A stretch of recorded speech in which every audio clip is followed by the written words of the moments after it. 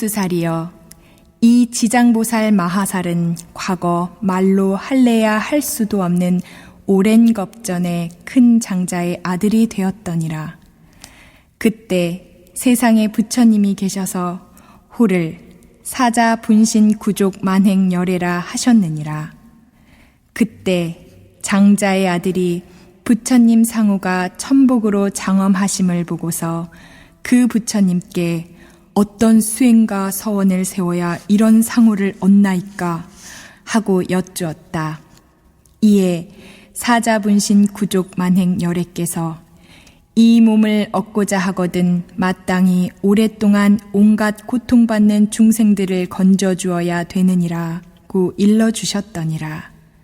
문수살이여, 그때 장자의 아들이 맹세를 하되 제가 이제부터 미래제가 다하도록 헤아릴 수 없는 겁에 저 죄고받는 육도 중생을 위하여 널리 방편을 베풀어서 다 해탈케 하고서야 제 자신이 불도를 이루리다 하고 저 부처님 앞에서 이 대원을 세웠나니라. 그로부터 지금까지 백천만억 나유타의 말로 할 수도 없는 오랜 겁을 아직도 보살로 있느니라. 또 과거 생각도 할 수 없는 무량 겁전에 그때 세상에 부처님이 계셔서 호를 각화정 자제왕 열애라 하셨는데 그 부처님 수명은 400천만억의 무량한 겁이었다. 그 부처님 상법 시대에 한 바라문의 딸이 있어서 숙세에 닦은 복이 매우 깊고 두터워 여러 사람으로부터 흠모와 존경을 받았으며 행주 좌와의 모든 하늘이 옹호하였더니라. 그러나 그의 어머니는 사도를 믿어서 항상 삼보를 가벼이 여겼으므로 그 딸이 여러 가지로 방편을 베풀어 어머니께 권유하여 바른 지견을 내게 하였건만 그 어머니는 온전한 믿음을 내지 못하였고 오래지 않아 목숨을 맞춰 혼신은 무간지옥에 떨어졌느니라. 그때 바라문녀는 어머니가 살았을 적에 인과를 믿지 않았으므로 헤아리건대 업에 끄달려 필경 악도에 떨어졌으리라 짐작하고 드디어 집을 팔아서 좋은 향과 꽃이며 여러 공양구를 두루 구하여 먼젓 부처님의 탑사에 가서 크게 공양을 올렸다.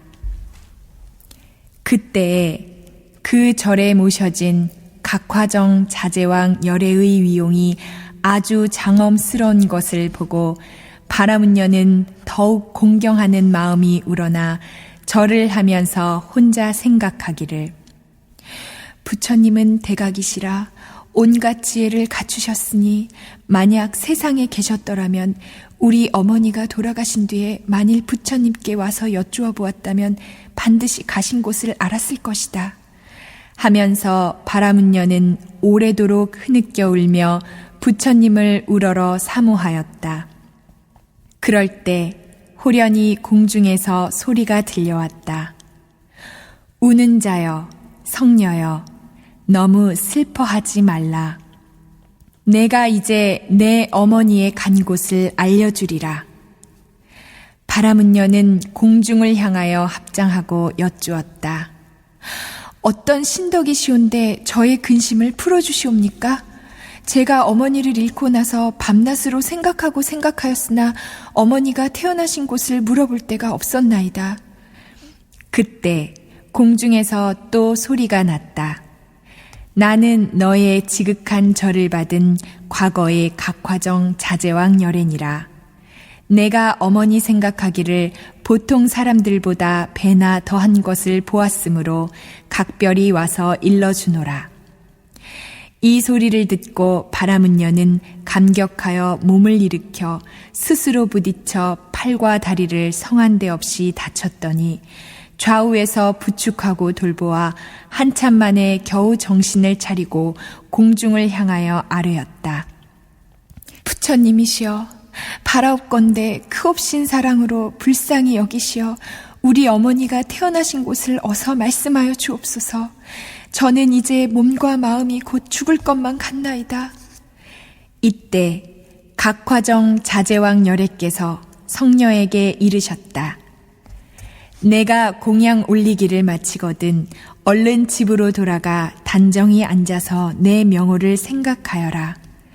그러면 곧 너의 어머니가 태어난 곳을 알게 되리라. 바람은녀는 절을 마치고 곧장 집으로 돌아와서 어머니가 그리워 단정히 앉아 각화정 자제왕 열애를 염하면서 밤낮 하루를 지냈는데 갑자기 보니 자신이 한 바닷가에 와 있었다. 그 바닷물은 펄펄 끓어오르는데 험악한 짐승이 들끓고 더구나 그 몸뚱이가 모두 쇠로 되었고 바다 위를 날아다니며 동서로 마구 달리고 있었다. 또 보니 남자와 여자 100,000만 명이 그 바닷속에 빠져 버둥대는데 저 험악한 짐승들이 이들을 다투어 잡아서 뜯어먹고 있었다. 또 보니 야차가 있는데 그 모양이 낱낱이 이상하였다. 혹은 손이 여럿이고 눈이 여럿이며 혹은 다리와 머리도 여럿이며 입에서는 어금니가 밖으로 튀어나와 날카로운 갈고리와 같았다. 이들이 저 죄인들을 몰아다가 험악한 짐승에게 가까이 대어주기도 하고 또 스스로 거칠게 움켜잡아 발과 머리를 엮어가는 그 꼴이 천만 가지라.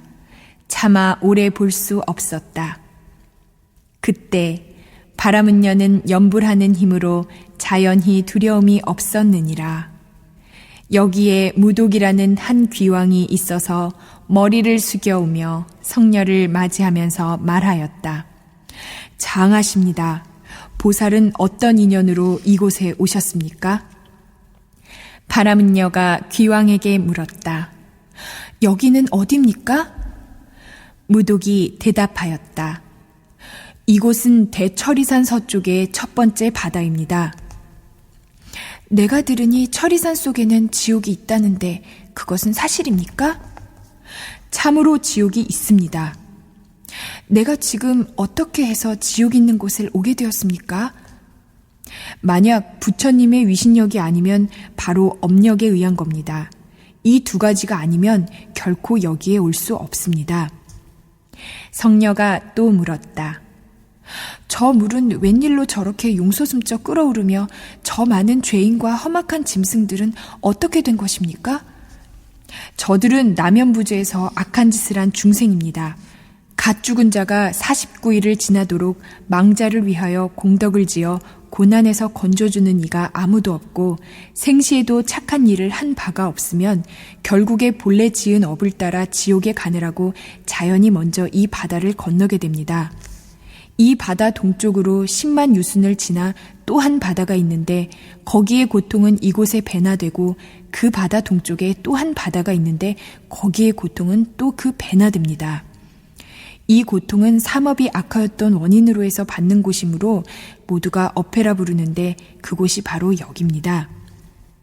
성녀가 또 물었다. 지옥은 어디에 있습니까? 그 세 바다 안이 바로 큰 지옥입니다. 그 지옥의 수가 100,000이지만 각각 차별이 있습니다.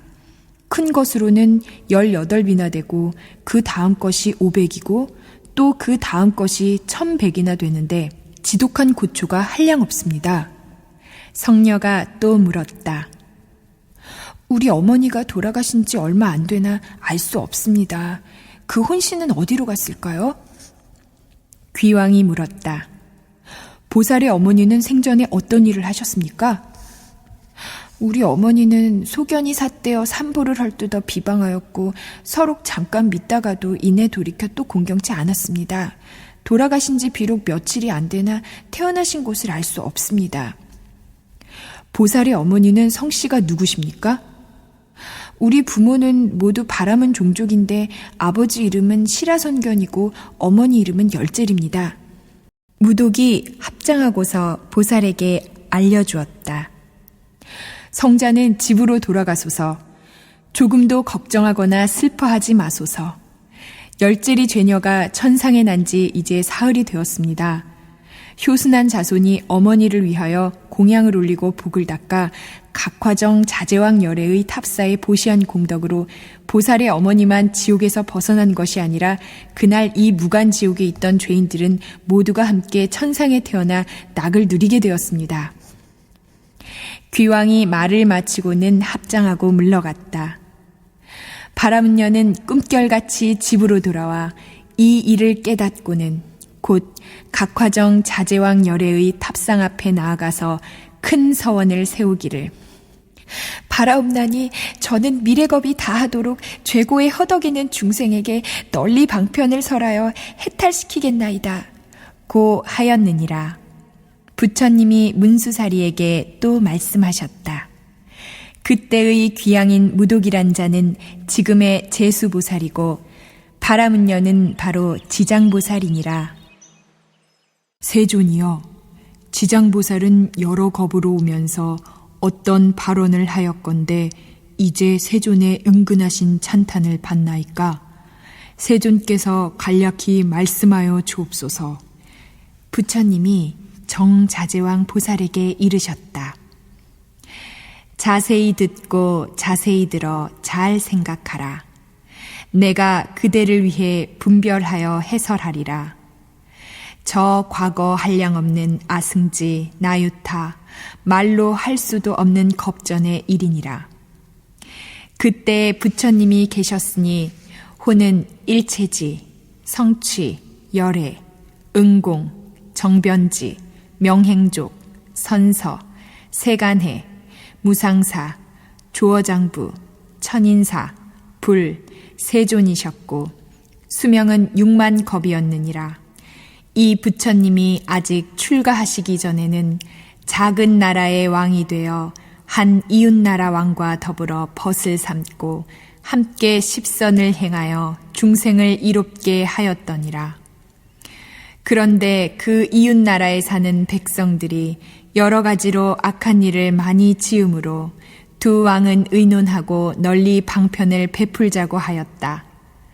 한 왕은 발언하기를 어서 불도를 이루어 널리 이런 무리들을 남김없이 제도하리라 하였고, 또 한 왕은 만약 죄고 중생들을 먼저 제도하여 안락해 하고 보리를 이루지 못하게 하면 나는 끝내 성불하기를 원치 않노라 라고 하였더니라.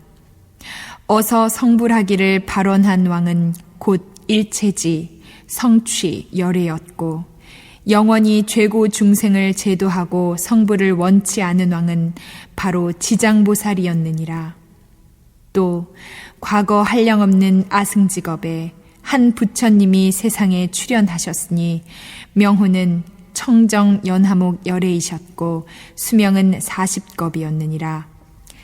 그 부처님 상법 시대에 한 나한이 있어서 중생을 복으로써 제도하였는데 차례로 교화하다가 광목이라는 한 여인을 만났더니 음식을 대접하기에 나한이 물었다. 소원이 무엇이요? 광목이 대답하였다. 저는 어머니가 돌아가신 날에 복을 지어 천도에 드리고자 하오나 우리 어머니가 어떤 곳에 태어나셨는지 모릅니다.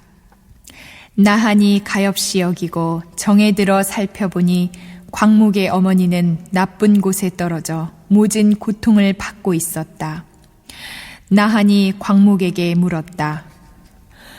그대의 어머니는 생전에 어떤 업을 지었는고? 지금 나쁜 곳에서 아주 큰 고통을 겪고 있어.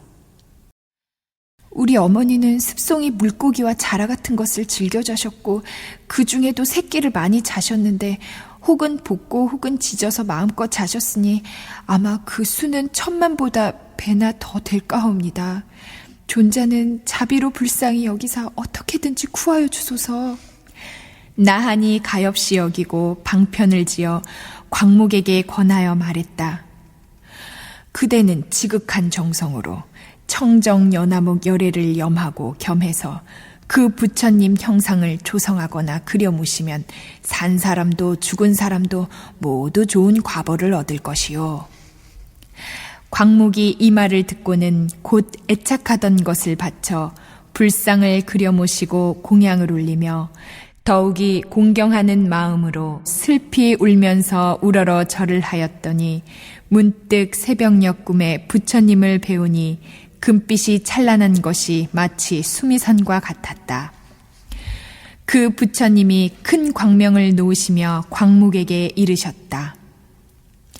너의 어머니는 멀잖아 꼭 너의 집에 태어나리라. 그래서 겨우 배고프고 추운 것을 느낄만 하면 곧 말을 하게 되리라.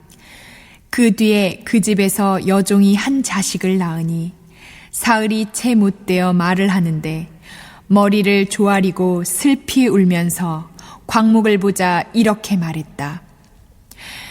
생사의 어변으로 과부는 자기가 받게 마련이다. 나는 내 어미다. 어둠 속에 오래 있었다.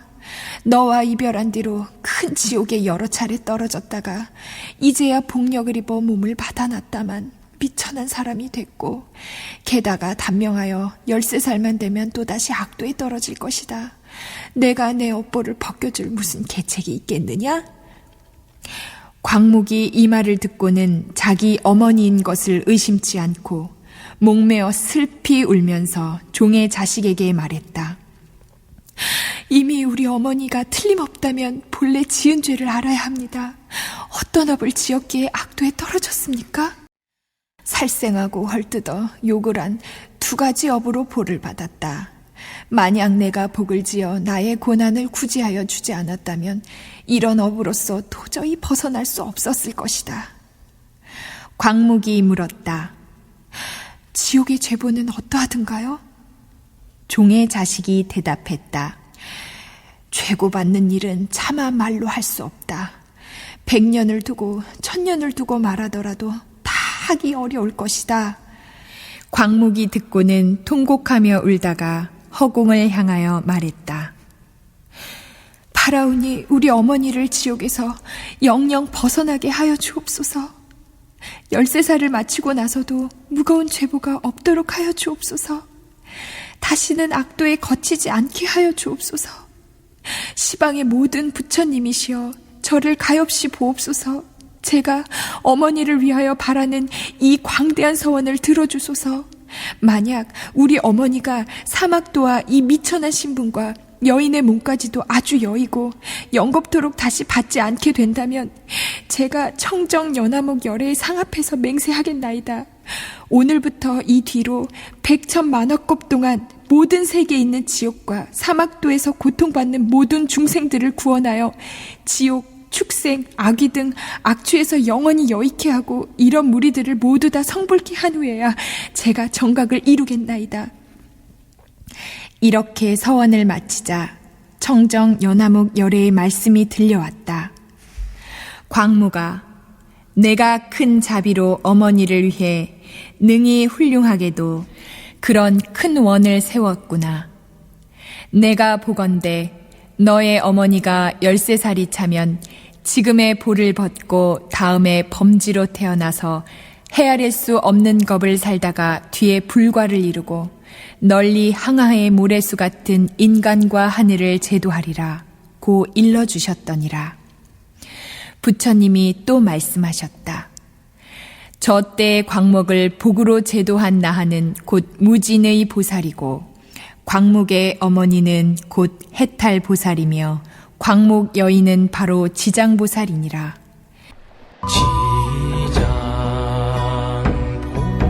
지장보살